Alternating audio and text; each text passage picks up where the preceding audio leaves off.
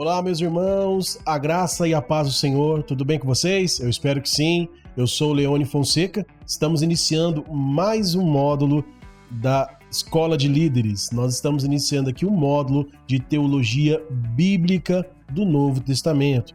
Nós iremos abordar aqui os assuntos livros por livros e vai ser muito interessante porque nós iremos entender qual é a intenção de cada livro, entender qual é a intenção de cada autor, saber os objetivos ao qual o autor quis entregar ao público daquela época, daquele momento, e que hoje o que Deus tem de revelação para nós em cada livro do Novo Testamento, tá bom? Nós temos outros cursos também da Escola de Líderes da Redenção Plena, e eu convido você a fazer aí um tour, fazer uma maratona nos outros vídeos, falando de outros assuntos. Nós já temos assuntos sobre homilética, sobre hermenêutica, e agora nós estamos iniciando aqui teologia bíblica, que é um assunto indispensável para o seu e para o meu e para o nosso conhecimento. Amém? Então vamos iniciar. Quero já compartilhar com vocês a tela aqui do computador, como de praxe.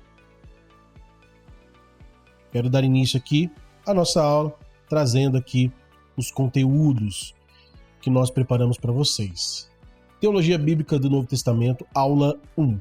Nós temos aqui a bibliografia, né? Nós temos alguns livros que nós baseamos, é lógico que nós temos mais livros ao qual nós baseamos, então, mas eu quero passar alguns para vocês que eu acredito ser importante para o seu crescimento, tá? Nós temos o livro aí do Graham Goldsworth, de introdução à teologia bíblica, o desenvolvimento do evangelho em toda a escritura. Então ele vai tratar sobre as questões da teologia bíblica a partir dos evangelhos. Então, a leitura bíblica, da onde ela deve iniciar. Então, ele vai te dar um ponto de partida que ela deve iniciar do Novo Testamento, a chave hermenêutica como Cristo Jesus, tá? Nós temos aqui do George Eldon Ladd, que é um livro de teologia do Novo Testamento, né? Uma edição revisada, é um livro muito bom, você deve ter este livro, tá? Nós temos também do Howard Marshall, ele também trata a questão da teologia bíblica do Novo Testamento, diversos testemunhos e um só evangelho. E isso é interessante porque nós temos diversos testemunhos, mas uma só mensagem de boas novas. Tá? E nós temos aqui também o Frank Tillman, que também trata a questão da teologia do Novo Testamento, que é uma abordagem canônica e sintética. Tá? Também é um livro muito bom. Todos eles vão oferecer para você um panorama, uma visão completa, não só um panorama, mas uma visão completa de cada um dos livros do Novo Testamento, tá bom? Então vamos lá, seguindo aqui. Introdução e conceito e contexto. Então vamos lá, começando aqui pela introdução, e entender o que é teologia bíblica. Teologia bíblica é o estudo da autorrevelação atual de Deus, no tempo e no espaço que retrocede até o primeiro compromisso da escrita de qualquer documento bíblico.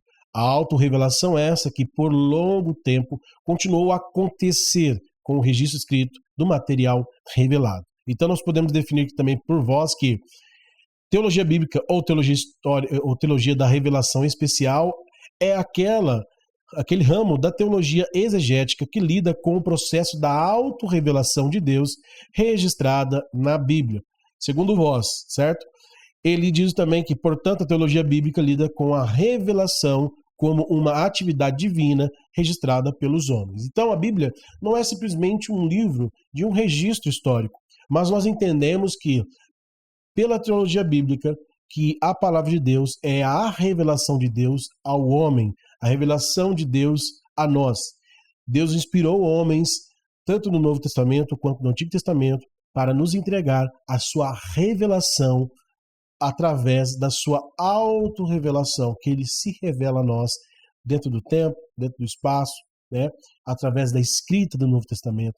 Então nós temos aí a teologia bíblica tratando a partir deste ponto da revelação especial para nós. Bom, nós temos aqui os fundamentos para o entendimento, né? O entendimento teológico do Novo Testamento. Então, nós temos alguns princípios. Vamos partir desses rudimentos e entendê-los. Bom, primeiramente, nós temos aqui uma autoria apostólica, direta ou indireta. discípulos dos discípulos. Então, nós temos, por exemplo, os discípulos de Jesus, que eram apóstolos porque foram enviados para anunciar essas boas novas. Nós temos aqui também discípulos, por exemplo, nós temos aqui o irmão de Jesus, Judas, por exemplo, não o Judas Iscariotes, mas o Judas, irmão do Cristo, né? Nós temos também Tiago, também irmão do Cristo, que também foi ali um discípulo, né, indireto, de uma certa forma. Então, nós temos o apóstolo Paulo, que escreveu uma das maiores cartas, em volumes, nesse sentido, né, de quantidade de cartas do Novo Testamento. É o apóstolo que mais escreveu. Não teve um contato direto, mas foi um contato indireto. Tá?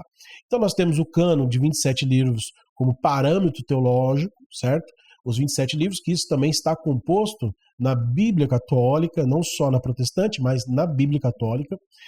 Nós temos a linguagem grega, não é o grego clássico, mas é o grego koiné, que é um grego que ele permeou pelos anos de 300 antes de Cristo e 300 depois de Cristo. Então, ficou um período ali de 600 a 700 anos de existência, né? Então, nós temos ali dentro do grego uma presença semítica. Isso quer dizer que, pelo fato deles serem judeus, há uma presença semítica na escrita, no estilo, na sintaxe, na redefinição das palavras e na perspectiva teológica. Então, ali essa presença semítica, uma presença judaica, com exceção de Lucas, que realmente é o único que nós podemos dizer que é um gentil, né? É um grego que escreveu a sua carta a Lucas e também de Atos, e alguns até suspeitam também que ele era judeu. Mas nós temos aí algumas provas aí que nos dizem, através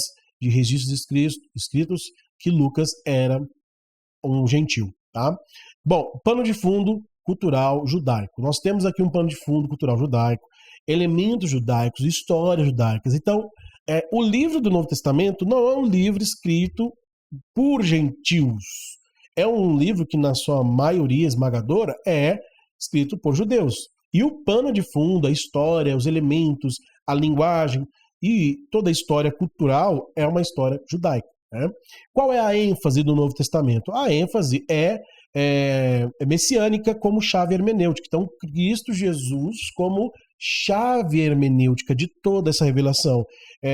O Messias como Salvador, o Messias como juiz, o Messias como Redentor, o Messias como aquele que irá reinar, que reina em nossas vidas, de uma certa forma já, né? Ele já está reinando, é o rei. Então, a mensagem, a ênfase como chave hermenêutica, messiânica. Né? Uma palavra muda tudo. Nós temos aqui, no hebraico, Meshia, tá? Nós temos aqui como se fosse o M, né? Aqui como se fosse um S, com CH, SH, nós temos o I aqui, né? O Yod, e nós temos aqui o Reit, que aqui seria o A, né? Meshia.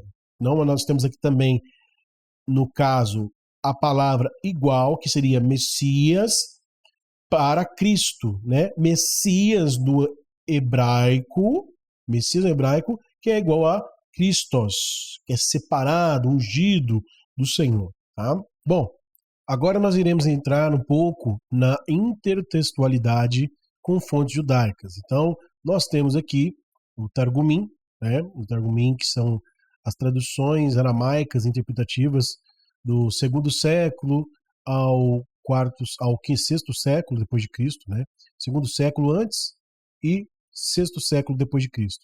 O Midrashim, que são as interpretações homiléticas de texto do Antigo Testamento, que nós temos também a Mishnah, nós temos o Tosefta, que são opiniões contrárias, não inseridas no Talmud. Nós temos o Gemará, né, que é o Talmud, Yerushalmi. Nós temos o comentário, que é um comentário da Mishnah e o próprio Talmud.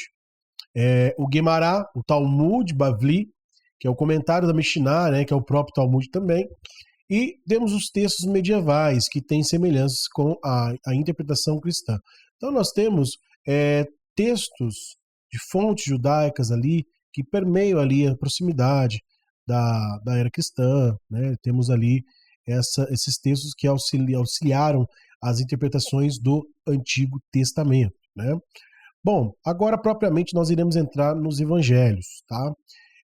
O que nós podemos dizer que as características peculiares dos evangelhos? Bom, primeira coisa, são textos sem paralelo. Eles são uma forma, tem forma, temas e estilo sugênere, quer dizer que é um gênero exclusivo, único, né? E um novo tipo de leitura. Então, os evangelhos não têm nada parecido. Eles são realmente um estilo, de uma fonte sui generis, que é um gênero único, que não tem nada igual. E não pelo fato de ser a palavra de Deus somente, mas é porque o estilo literário ele caminha por uma trilha única, né? Uma trilha muito subjacente, muito subjetiva. Tá? Então, é bem único a questão da textualidade do Novo Testamento, né? Não tem nenhum paralelo, nada igual. É uma teologia subjacente, não são textos históricos ou biográficos da perspectiva ocidental moderna, né? São textos que contêm fatos históricos e biográficos, mas têm objetivos teológicos. Então, ele tem realmente os seus... Não é simplesmente só um texto que contém histórias e biografias, tá? Mas é um texto que contém história, né? Tem históricos e partes biográficas, mas tem uma teologia subjacente, tem um aspecto teológico por detrás desses textos, né? Textos missionários, nós vamos encontrar aqui também nos evangelhos, tem objetivo com a propagação da mensagem do evangelho. Nós temos aqui o primeiro contato que nós vamos ter agora com a palavra grega, com o grego koiné. Nós temos aqui a palavra evangelion, o evangelion, que significa boa nova ou boas novas, tá?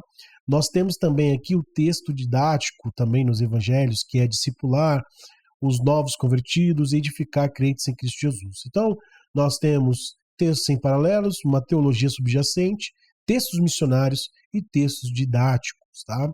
Bom, nós temos aqui também a ênfase dos evangelhos, né?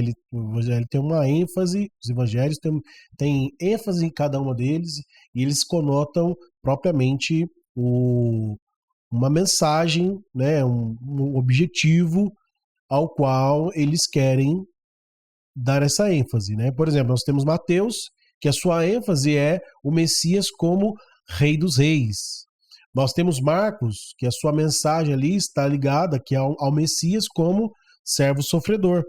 Lucas, o Messias como filho do homem. João, o Messias como filho de Deus. E Atos, que diz, né, uma mensagem mais assim, o Espírito Santo continuando a obra do Messias na propagação do Evangelho do reino messiânico. Então nós temos uma ênfase em cada um dos evangelhos, tá?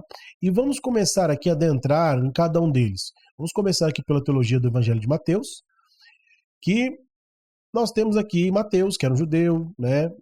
Possivelmente um levita e publicano. Né? E nós temos aqui, meus irmãos, olha que bênção aqui, nós temos aqui o texto grego, né? Nós temos aqui, o texto que diz: Kai paragon eiden levi tontou afaio, alfaio, kofemenon epito telonion, kai legei auto, akoleofei moi, kai anastas re ecolofesen auto, de Marcos, né, ou Marcon 2,14. Nós temos aqui o texto bizantino, que esse texto, de todas as palavras que foram citadas aqui, do grego koiné, e quer dizer que, passando, viu Levi, o filho de Alfeu, assentado na coletoria, e disse-lhe: segue-me. E levantando-se, o seguiu. Né? A história desse Mateus, que era judeu, possivelmente levita, e era publicano. Né? Bom, nós temos aí o início de Mateus, nós temos aí a sua introdução, que diz que a introdução de Mateus é ímpar. Não há nada parecido em nenhum dos outros evangelhos. com o seu título enigmático e sua longa genealogia, ele é um pouco atraente para o leitor ocidental de hoje. Mas, se deixarmos esses elementos de lado, perderemos algo que, para Mateus, era de nítida importância. Ele começa com um livro da Gênesis de Jesus Cristo, filho de Davi, filho de Abraão. Ele faz isso, meus irmãos, porque existe algo muito interessante, por mais que seja cansativo, por mais que seja algo que não te chame muita atenção na genealogia, quando você abre em Mateus capítulo 1, você vai encontrar algo interessante, principalmente quando se trata de Abraão e de Davi, porque os dois receberam a promessa. A promessa de Abraão começa que do seu descendente, né, da sua descendência, viria o descendente e seria bendito todas as nações da terra. Jesus mesmo citou que Abraão o viu e se alegrou, porque ele entendeu o que realmente viria da sua descendência. Né? Davi também recebeu uma promessa que do seu trono, né, ele ia se perdurar perpetuamente. Né? Então o reino de Davi, aonde viria o Messias. Então nós temos aí Mateus intencionalmente já dando realmente um pano de fundo, dando aqui uma importância profética na genealogia da Gênesis de Jesus Cristo. Tá? Mateus também destaca o ensino do Messias. É interessante porque Mateus, ele anota tudo que Jesus fala, tudo que Jesus falou, ele dá muita ênfase no que Jesus falou. Né? Então nós temos aqui, por exemplo, o Sermão do Monte, o Envio dos 12, a Parábola do Reino, a vinda da comunidade cristã, a parousia. Então ele dá essa ênfase. Né? Então ele é um pouquinho mais longo, porque ele tenta pegar esses pequenos ensinos e ele procura anotar tudo, colocar todo o registro ali das coisas que Jesus Cristo falou. Né? Ele também destaca o Jesus, o mestre das parábolas. E enquanto Marcos tem poucas parábolas, Mateus tem pelo menos 17, incluindo longa sessão concatenada, né, do capítulo 13, que Marcos dá ênfase no que Jesus fez. Porém, Mateus considera muito importante o que Jesus disse. Então, Mateus dá essa ênfase no que Jesus pronunciou, falou, proferiu, enquanto Marcos, que nós vamos ver um pouquinho mais à frente, ele dá ênfase no que Jesus fez, no que ele realizou. Né? Nós temos também aqui a parte da polêmica judaica. Essa parte aqui é muito interessante porque Jesus confronta os judeus, confronta os fariseus, saduceus, ele confronta de uma forma com que ele leva a eles pensarem na hipocrisia, né, naquilo que ele estava fazendo na sociedade judaica. Né? Então, é isso. Também, nesse evangelho, Mateus faz referência à perseguição promovida pelos judeus e à polêmica contra os cristãos, que significaram provavelmente seu rompimento com o judaísmo, mas não como iniciativa pessoal. O entendimento de Mateus sobre o cristianismo ainda estava ao alcance da sociedade judaica. E ela não gostava do que ouvia. E os cristãos estavam deixando de lado a autoridade de Moisés a favor da autoridade de Jesus Cristo, que estava pervertendo. Então, assim, é interessante ver como os judeus, os rabinos, eles convertem a narrativa de Jesus, aonde Jesus está falando sobre o reino que estava chegando, o anúncio, ele era o Messias, e eles começam a fazer uma distorção daquilo que Jesus, eles convergem as palavras de Jesus como o antagonismo de Moisés, né, a lei mosaica. Então eles fazem esse contraponto, segundo Tilman, né, que ele faz essa análise muito bem feita a respeito do que os judeus daquela época, daquele momento ao qual eles estavam ali vivendo, aonde Jesus sofria essa perseguição por conta dessa polêmica. E o texto aqui também, né, tem mais um texto grego aqui que eu coloquei, né, que é aonde também o texto de Mateus dá muita ênfase nessa questão de que o odre velho não consegue suportar o novo. Então, como Mateus era um judeu, Mateus entendia dessas questões das leis judaicas, do que o povo escriba e os próprios fariseus buscavam, que era aquela coisa velha, antiga, que não ia sair do lugar. Então, assim, Jesus cita aqui o exemplo do vinho novo em odres novos, né? E no caso, em odres velhos se romperia. Então, não teria como aquela mensagem nova entrar no coração daqueles judeus e fazer algo novo, porque se romperia, porque o coração deles queria o vinho velho, assim como destaca Lucas, né? Ele fala justamente isso, que realmente aqueles que preferem o vinho velho, jamais iriam preferir o novo, porque o velho é melhor. No sentido de que eles gostavam mais da lei mosaica e não entendiam, não olhavam para Jesus como Cristo, como aquele que veio cumprir a revelação progressiva, a revelação, o ápice da revelação de Deus para a humanidade, né? Então nós temos aqui, ó, Rodê Balossim, Oionon, Neon, Eis Akous, Palaios. Nós temos aqui também, ó, Eide, Rumei, Regunintai, Hoi, Askoi, Kai, Ho, Oionos, Exeretai, Kai, Hoi, Askoi, Apolontai, Alá, Balossim, Oinon, Neon, Eis, Iskaos, Kainos, Kai, Hamafoteroi, Sunteroutai. Então nós temos aqui, ó, não se lancem o vinho novo dentro de odres velhos, palaios, olha lá, palaios, se não de fato romperem-se os odres, e o vinho se derrama, e os odres são perdidos, mas lança-se vinho novo dentro de odres novos, assim ambos serão conservados, né? Então nós temos aqui, ó, a palavra neon, né? Talvez a palavra neon seja algo que você conheça, né? Que neon vem de novo, neon, lembra daquela luz de neon, né? Oinon, ó, o vinho aqui, ó, a palavra vinho. Então nós temos algumas palavras aqui, né? Que podem, para você ser algo que dê para identificar aqui mais facilmente, tá bom? Uma das coisas também que Mateus enfatiza é que Jesus é maior do que Moisés, tá? Então o discurso de Mateus são sermões mais longos, quais foram acrescentadas em lugares apropriados, declarações isoladas de Jesus. Cada discurso termina com esta fórmula. Quando Jesus acabou de proferir estas palavras, de maneira semelhante à fórmula, desde esse tempo, começou Jesus a mostrar que.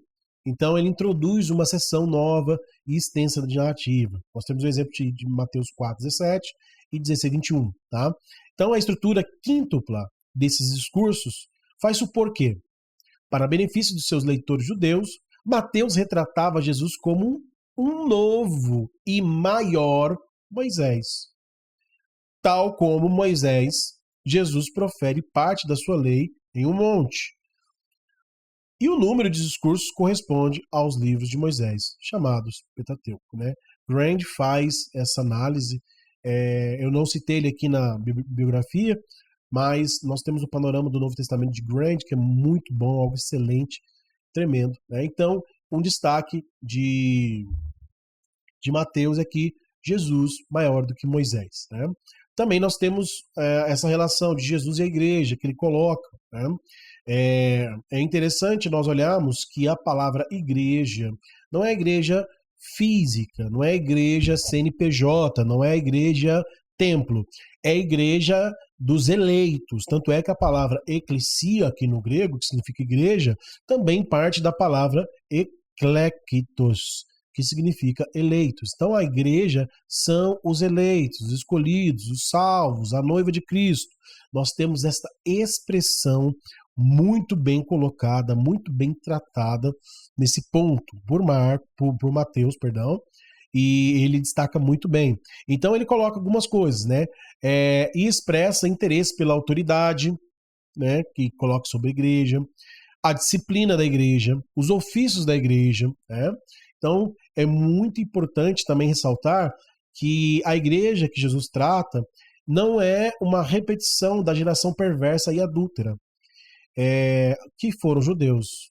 Então, assim, a ideia é que a igreja seja um povo adotado, adquirido, porque a eleição de Israel não é uma eleição realmente total, não é uma eleição completa, até porque não faria sentido eleger um judeu porque ele é judeu, não faz nenhum sentido, né? Deus cumpriu a sua promessa em Israel, mas Israel, de certa forma, ele descumpriu os mandamentos, descumpriu a aliança que tinha para com Deus. E a aliança que Deus tinha para com Israel era uma aliança instrumental. A igreja é o todo disso, sejam judeus, sejam gregos, sejam gentios, a aliança dessa promessa, ela está disposta e disponível a todos. Tá? Bom, o reino dos céus também é algo que Mateus destaca. Então nós temos o ensino de Jesus sobre o reino dos céus e enfoca a justiça ou o comportamento desejado por Deus, que seus participantes deveriam demonstrar, o que suscita a questão se Mateus considerava um reino futuro, que será adentrado pelos que forem qualificados no reino presente, no qual seus participantes se comportam de forma ordenada por Deus. Para Mateus, o reino é incontestavelmente futuro, no sentido de que as pessoas entrarão nela no porvir, quer dizer, lá no futuro, na frente.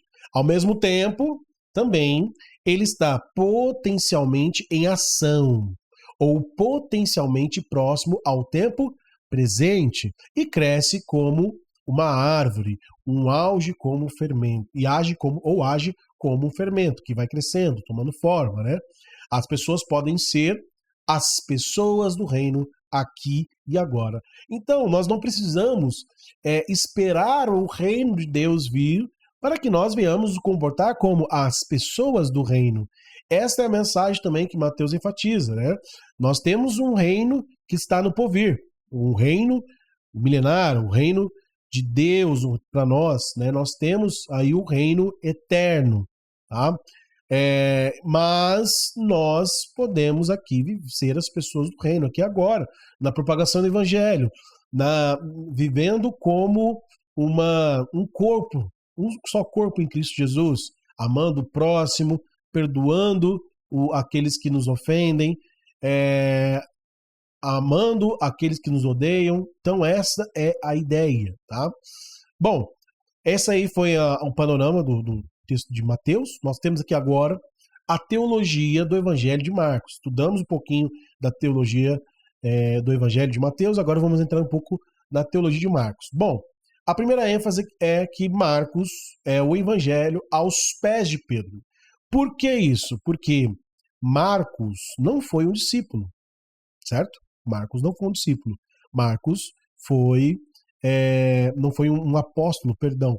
Ele foi ali um secretário, né, de Pedro, alguém que realmente escreveu tudo ali o que Pedro relatou, né? Então Carson, ele vai dizer o seguinte, que Papias, de acordo com Eusébio de Cesareia, em sua história eclesiástica, afirma que Marcos foi o intérprete de Pedro e que escreveu sua obra desordenadamente de acordo com o que recordava das palavras e ações do Senhor.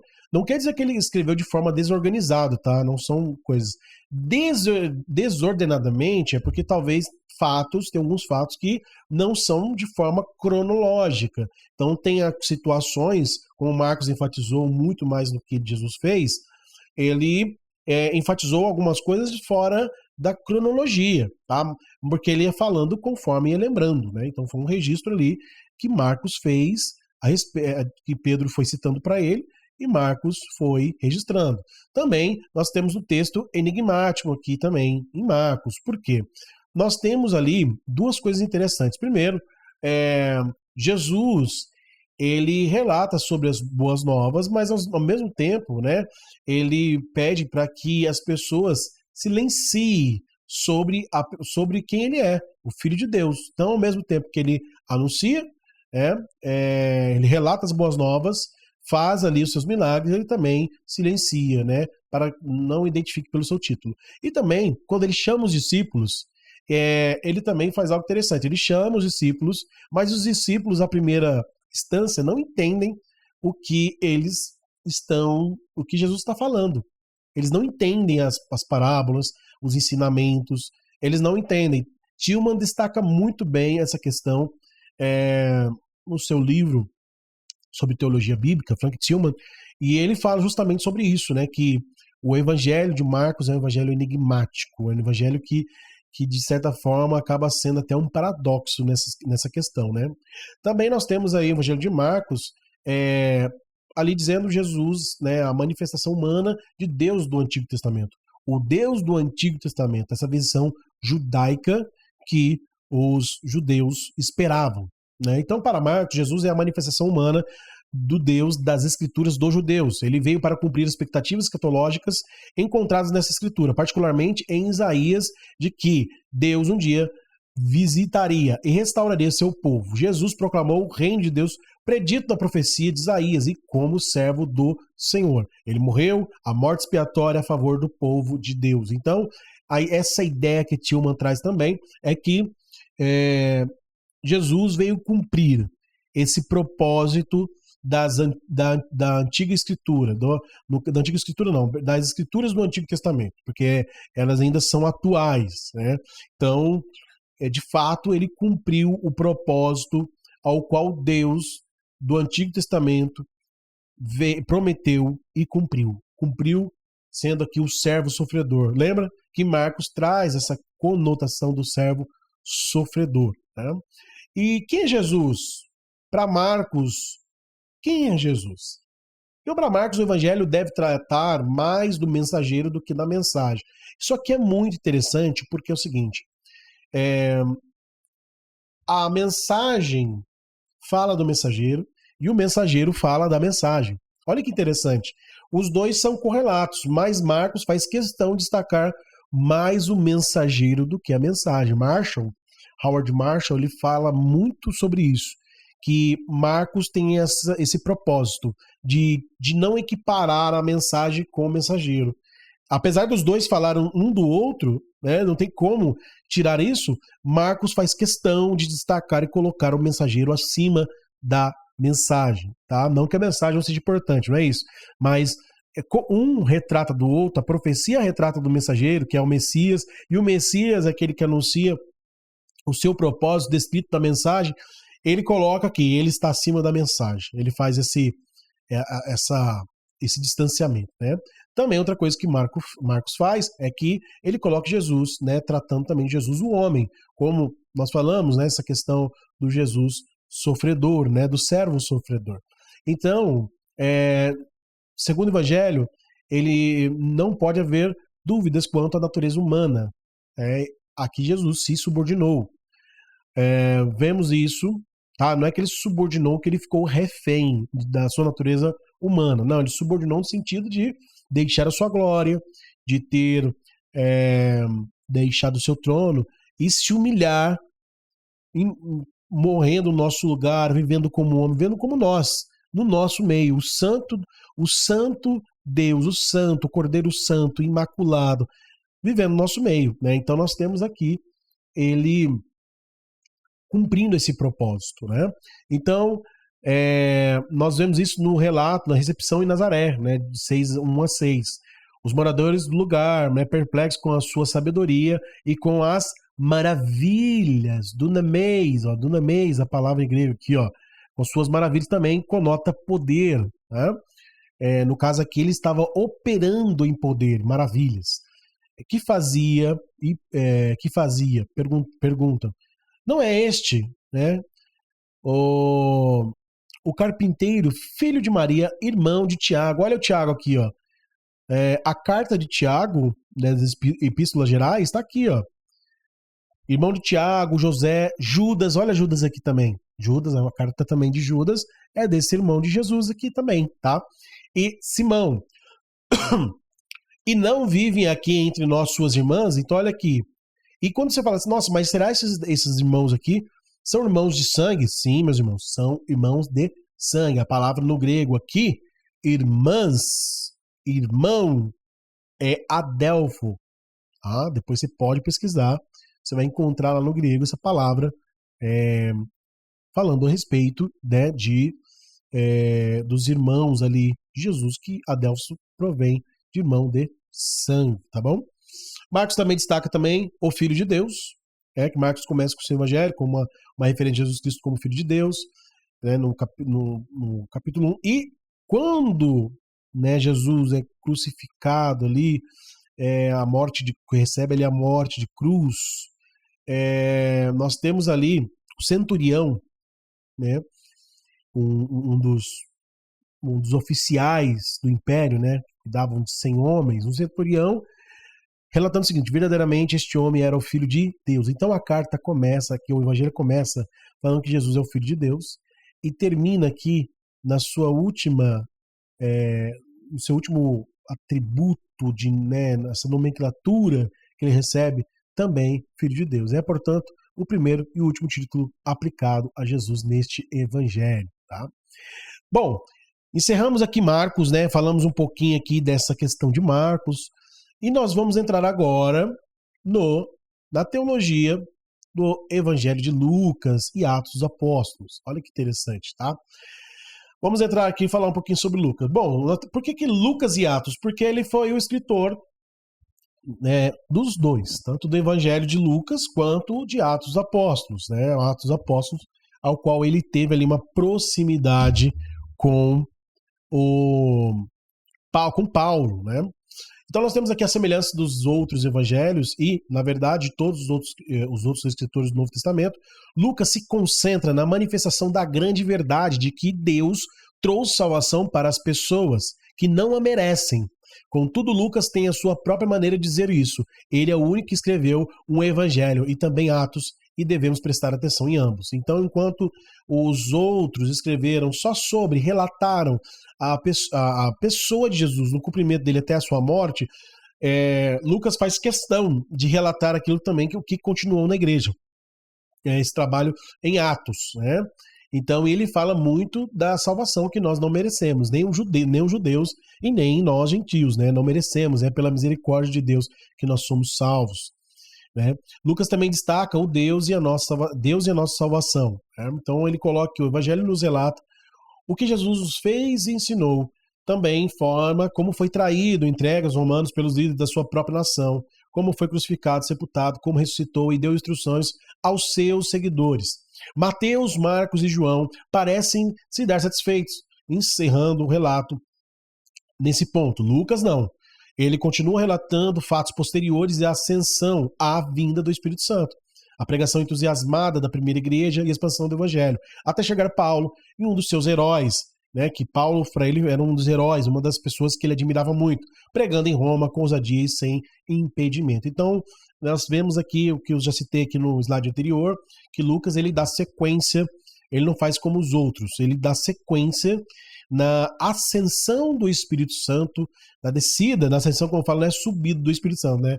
Porque nós podemos confundir com a ascensão de Cristo, depois que ele ascendeu às alturas, mas na verdade é a ascensão do Espírito Santo, nessa questão desse derramamento do Espírito e essa ascensão vinda sobre a igreja, a pregação entusiasmada da igreja, da primeira igreja, da primeira igreja, pregando o evangelho, na expansão do evangelho, alcançando outras nações, né?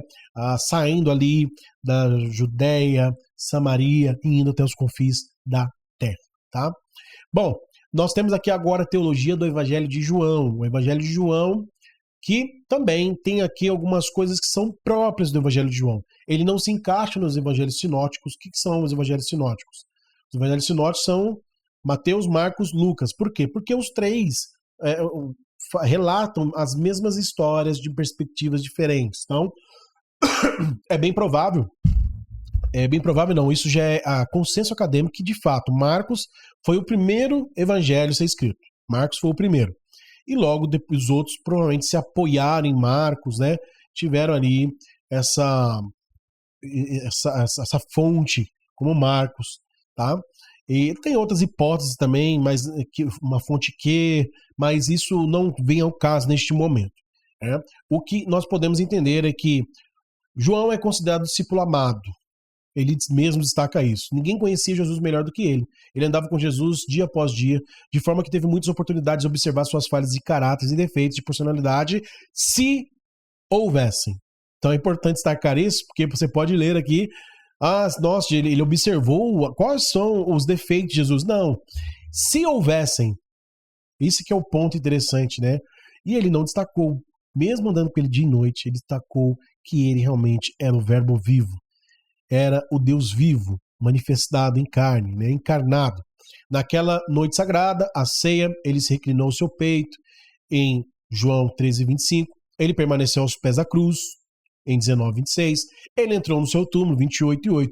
Este é o mesmo discípulo que, como o autor do evangelho, não poupa esforços para proclamar a todo mundo que este Jesus da história, que ele conhecia tão bem, é o próprio Deus. Então, essa proximidade que ele fala aqui, por ser o discípulo amado, faz jus, até mesmo porque ele conota com muita propriedade, a pessoa do próprio Deus manifestado em Cristo Jesus, né?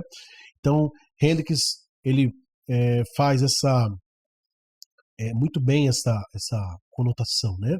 E nós temos aqui, meus irmãos, pode dizer que é muito interessante que toda vez que você vai começar a estudar grego, esse texto é um texto que vem já de cara. E eu vou explicar duas coisas aqui. Primeiro, que é um texto muito forte, que conota assim é um dos textos mais reveladores do Novo Testamento, pode-se dizer. Né? O texto aqui ele fala, né? Em arhe-rologos. No princípio era o verbo, ou no princípio era a palavra, né? Mas está se colocar o verbo. Aí nós temos aqui, ó, em arhe-rologos, kai rologos, em pros, ton, feon, kai, feos, em re-rologos. Então, nós temos aqui o texto grego de João 1, né, do texto bizantino, que diz aqui que no princípio era o verbo era Deus, né, o verbo era Deus, logos, reproston, feon, e o verbo estava com Deus, né, kai, feos, re-logos. Então, o verbo estava com Deus. Então, ele conota isso porque ele se apropria de algo muito interessante, né? Um verbo que os gregos acreditavam, né? Muitos acreditavam ali que essa questão da manifestação, se Deus fosse Deus, a sua essência seria o verbo. E eu quero só mais uma vez conotar aqui que João também começa, no texto da Septuaginta, uma questão muito interessante, é que quando eles tiveram acesso, naquela época de Jesus, eles não tinham somente o texto hebraico, mas o texto que eles tinham era a Septuaginta, né? A Septuaginta, que é o texto grego do Antigo Testamento, tá? A tradução, né? Porque o texto originalmente foi escrito no hebraico, né? Que é a Tanakh, né? Que nós temos ali a Torá, nós temos o Netuvim, Ketuvim, né? E nós temos aqui, ó, olha que legal, a Septuaginta. Olha a Septuaginta aí, que é o texto grego, né? Do Antigo Testamento, né? Então, nós temos aqui o início, logo no início, vou mostrar para vocês.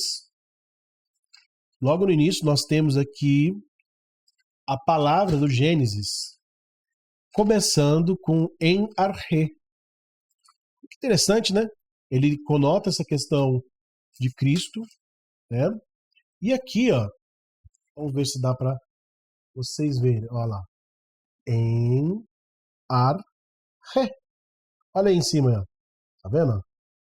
Primeira palavra, em arhe, que é a mesma que você pode observar aqui no escrito de João. É muito interessante, né? Por que será que ele faz isso? É um propósito de mostrar que Deus está desde sempre, desde a eternidade. E glória a Deus por isso, né? João destaca muito bem essa questão. E aí nós temos aqui a relação de João e os sinóticos que eu acabei de explicar, né? Que são os sinóticos, são os três que têm alguma semelhança entre eles, né? Uma diferença muito importante, intimamente relacionada à questão da teologia, é o uso literário. A forma literária mais distintiva encontrada nos sinóticos é a parábola. E ali também há uma série de ensinos breves, vividos, fáceis de lembrar, assim como pequenos incidentes ligados à declaração do ensino. Em João, o estilo de ensinamento de Jesus é os longos discursos. Grande parte das parábolas foi substituída por discursos e contrasta-se a ausência de pequenas declarações de caráter incisivo. Né? George Led, ele relata isso, e isso é muito interessante. Por quê? Quando você olha para o Evangelho de João, esse discurso longo, como você pega, por exemplo, João 6. João 6 tem 70 e poucos versículos. É um discurso longo. Ele vai construir um argumento para dizer que é o pão da vida. Quando ele começa no capítulo 1 dizendo que ele é o verbo, ele constrói que ele é o verbo e ele é a luz do mundo, ele veio para trazer luz sobre as trevas. Então você vê que João, ele anota, ele faz diferente, né? Ele registra os discursos mais longos. Você olha para João 13, por exemplo, 14, você vai ver aí uma grande construção de diálogo, principalmente João 14. Você olha João 14 também, é uma construção de diálogo. Ali estão no momento da ceia. Já começa ali, próximo ali do 12 para o 13, e vai indo até a sua traição, né? E ali também a sua morte e ressurreição. Então você vê uma construção muito, muito mais longínqua, muito mais volumosa de argumentos de Jesus, né? Bom, nós temos também uma característica própria aqui no texto de João, que nós chamamos de dicotomia joanina. O que é essa dicotomia joanina? Você vai reparar que essa dicotomia são espécies de polos. Os polos, os extremos, né? Nós temos aqui, por exemplo, a palavra cosmos, que é no grego mundo, né? Nós temos aqui essa questão que é equivalente à humanidade em inimizade com Deus. Então nós temos aqui já uma dicotomia, nós temos dois extremos. Nós temos a santidade de Deus e a inimizade do ser humano com Deus, que é o pecado, né? O pecado como incredulidade. Por que é o pecado como incredulidade? Porque o pecado impede que o homem entenda das coisas de Deus, entenda das coisas sobre Deus. Não que nós somos salvos em Cristo Jesus, venhamos entender Deus a sua magnitude, né? Deus é indescritível, é inexprimível, é imensurável, é inintangível. Deus é indescritível nesse sentido, mas nós podemos entender o plano da salvação de forma simples. Então, o pecado não deixa que as pessoas tenham credulidade, mas muito pelo contrário, ele cria a incredulidade no coração, né? O pecado já vem com nós desde a nossa nascença. Todos nós somos pecadores, como diz João 3, 23, como diz em Salmo 51, como nós temos também em Efésios 2, que nós somos filhos da ira. Então, tudo isso nos mostra que o pecado, ele coloca a incredulidade no coração do homem, a raiz do pecado, né? Nós temos também a inauguração da era messiânica, a libertação dos homens das trevas para a luz. Então, outra dicotomia, nós temos aí Jesus tirando, o Messias tirando a humanidade das trevas para a luz, né? Trevas e luz. Então nós temos essa dicotomia, né? O George Led usa um termo chamado dualismo joanino, né? Isso não é muito feliz. Por quê? Porque isso pode ser confundido com o dualismo pagão, né? Dualismo da pessoa divina, né? Da separação da Trindade. Então tem outras questões aí também que acaba explicando, né? Então nós preferimos a dicotomia para não confundir com o dualismo pagão. Então quando você vê esse texto dualismo pagão, aí você entenda que é dicotomia joanina, tá? Em vez de ser dualismo joanino, dicotomia joanina, tá bom? Bom, é isso, meus amados. Nós encerramos aqui a nossa primeira aula de teologia bíblica, enfatizando aqui os evangelhos até Atos. Então estudem, se aprofundem, não deixe de ler o material, leia os evangelhos. Se você quer começar a ler a Bíblia toda, comece pelos evangelhos. É interessante, comece pelos evangelhos. Por que pelos evangelhos? Porque os evangelhos vão te dar à luz a chave hermenêutica a partir de Cristo Jesus, a partir do Messias. Então isso fará mais sentido quando você ler o Antigo Testamento. Aí quando você for para o Antigo Testamento, você vai ver que vai fazer sentido aquela revelação progressiva que eu venho falando muito sobre isso. Inclusive, este livro aqui, tá? Esse livro, eu indico para vocês que é um livro muito interessante, que é o desenvolvimento do Evangelho em toda a Escritura. Para você entender toda a Escritura, começa a partir dos Evangelhos, tá? Porque ele vai fazer mais sentido, essa revelação progressiva que tem no Antigo Testamento para o Novo. Então comece pelo Novo. Estude os Evangelhos, estude o material, tá? Se aprofundem. Vou mandar para vocês também uma leitura obrigatória, muito importante, leiam, tá? E qualquer dúvida, meus irmãos, estamos aqui para saná-los, tá? Divulguem o curso para que nós da Redenção Plena possamos crescer na graça e no conhecimento em Cristo Jesus, tá bom? Deus abençoe vocês, tenha um bom descanso, bons estudos e que seja tudo para a honra e glória do nosso Deus. E até a próxima aula, se assim Deus nos permitir. Um abraço, Deus abençoe.